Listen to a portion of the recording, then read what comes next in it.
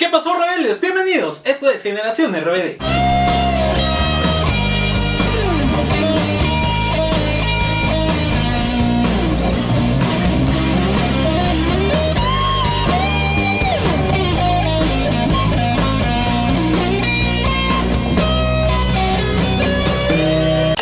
Rebelde siempre puede ser demasiado extenso y muchas veces me comentan acerca de incongruencias o de personajes que entraban y salían a diestra y siniestra y otros que de plano quedaban en el olvido, además de escenas o tramas que no tenían nada que ver o que resultaban incluso hasta ridículas. Así que en este video hago una primera parte de las cosas que a mí en lo personal me llamaron la atención y que me gustaría compartírselas. Recuerden que todo lo que yo digo aquí es a título meramente personal y no tienen que coincidir en todo. Así que comencemos, y es justo hacerlo por algunos personajes. En Rebelde a veces los escritores se olvidaban de ciertas cosas y rompían con el hilo dramático, o incluso había escenas o cosas que carecían de lógica, y hubo personajes que no se salvaban. Comencemos por Peter, el inolvidable chofer de Mia Colucci. Este gran personaje era entrañable, pues era cómplice de Mia y acompañante de su padre, pero de buenas a primeras lo sacaron en la segunda temporada. Peter se fue de vacaciones y jamás regresó, sí que se las tomó bastante largas, y no le dieron una despedida como quizás se merecía. Era un personaje que a mi parecer daba para muchísimo más. No sé qué haya pasado con él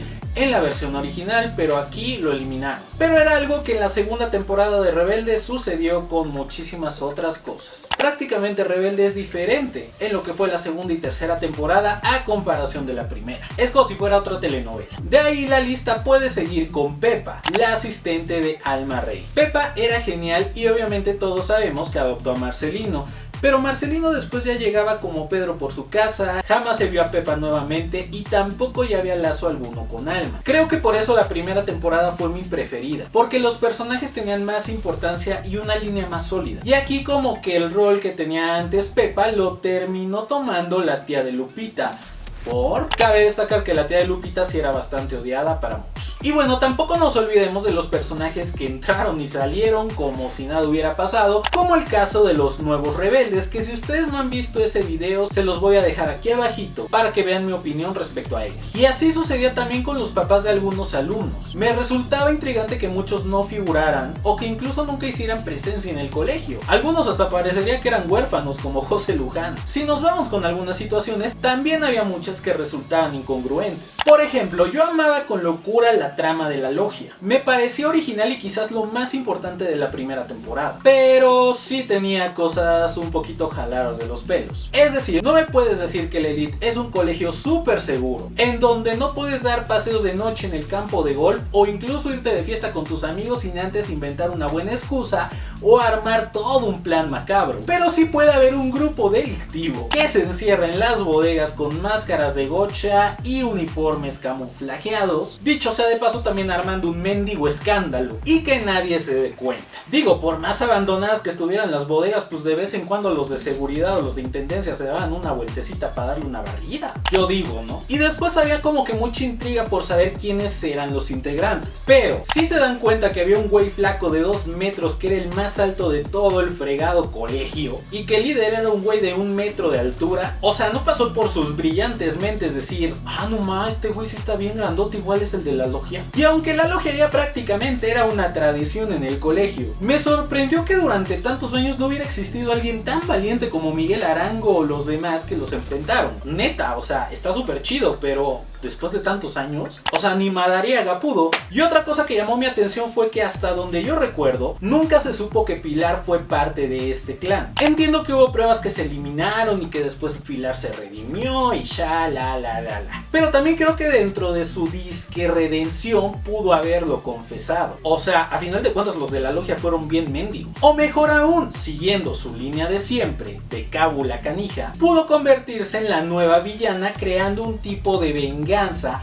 y reinvención de la logia. Y ahora sí que se armaran los moquetazos como debía de ser, porque también siento que el final de la logia fue demasiado precipitado. Por otra parte, ser profesor del Elite, güey, era súper fácil. No necesitabas estudiar nada para engañar a cualquiera y conseguir tu trabajo por simple labia, como lo hizo Reverte. Digo, después de tantos meses alguien le hubiera hecho una prueba para ver si rifaba o no. Vamos, hasta los mismos maestros hubieran dicho, oiga Direk, pues es que este cuate no sabe nada, no pinta ni su casa. También lo algo que se me hace un poquito fuera de lugar es que algunos se desvirtuaron de sus objetivos iniciales con los que empezaron la novela. Tal es el caso de Lupita. Es por todo sabido que ella entraba al Elite para obtener una mejor formación académica y posteriormente estudiar algo que pudiera ayudar a los niños que padecían la misma condición que su hermanita. Pero ya jamás volvimos a ver ese objetivo en Lupe. Era más importante loquear con uno y con otro y con la odiosa de su hermana Lola que enfocarse en lo que quizás era más importante para ella. Al final, Dulce pasaba a ser un personaje completamente de relleno, cuando bien pudo haberse utilizado para otros objetivos. A la niña nomás la veíamos en Navidad y Lupe como que se acordaba de, nomás si tengo una hermanita voy a llorar ahorita. Otra cosa, ¿ustedes se acuerdan a qué se dedicaba la mamá de Miguel? Porque obviamente después de lo del papá tuvieron que vender su casa, algunas cosas, para pagar obviamente todas las deudas que tenían, pero y luego el güey ni hablaba más que de vez en cuando con ella y con su hermana, y nunca supimos si realmente todavía tuvieron alguna deuda que los afligiera. De buenas a primeras ya vivían super cool y la mamá se la pasaba viajando,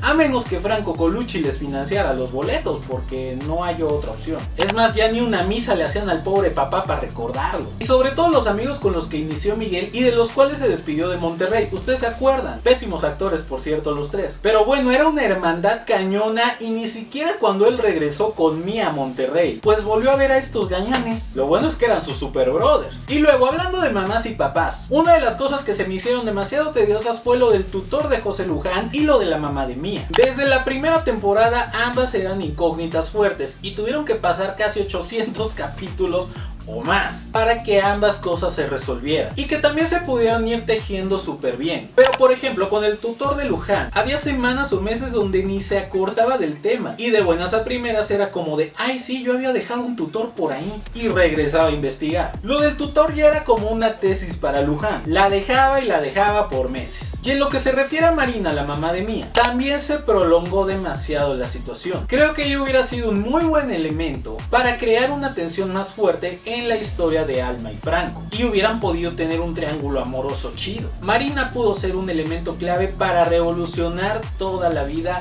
de Franco Colucci. Y pues fue así como que a la pobre de Nayland Norvin la tuvieron desde el inicio con que ya vas a salir y ya merito, y a final de cuentas se olvidaron de ella y hasta la etapa final pudo tener incursión. Pasaron casi 2 años. Es más, creo que hasta salió más su hija que ella misma. La resolución de este tema también fue precipitada y Mía le perdonó así todo como de, órale, le lloro tantito y ya no hay ningún problema. Neta, tanto para eso y tanto les tiraron que al final ya era así como de, una trama interesante que al final fue como de, órale, chido, ya no me interesa. Obviamente ya la resolución del tema de Gastón y Luján fue más emocionante. Y hablando de Gastón, me impacta que nunca nadie hubiera caído con lo que él hacía. O sea, tenían negocios bastante turbios y hasta estaba involucrado con delincuentes, y Mía y Miguel también jamás hicieron nada al respecto, ¿saben? Y bueno, otra de las cosas incongruentes que no sé si a ustedes les pasó, pero para mí sí fue como tal, es que en la segunda temporada uno de los temas principales fue la lucha de Roberta y Diego por la presidencia de la sociedad de alumnos, lo que era Pilas y Fuerza Motriz. Y tanto pelearon por esto, hicieron una de relajos para que a final de cuentas, órale, gana fulanito, y ya después nadie obtuviera un papel de eso. Mucho rollo y todo lo que ustedes quieran, pero después ya el tema pues no figuraba. O sea, se hizo todo un llanto por nada. Porque sí, nos pintaron esto durante varios capítulos y a final de cuentas pues no funcionó como que para muchos, ¿saben? O sea, fue un tema que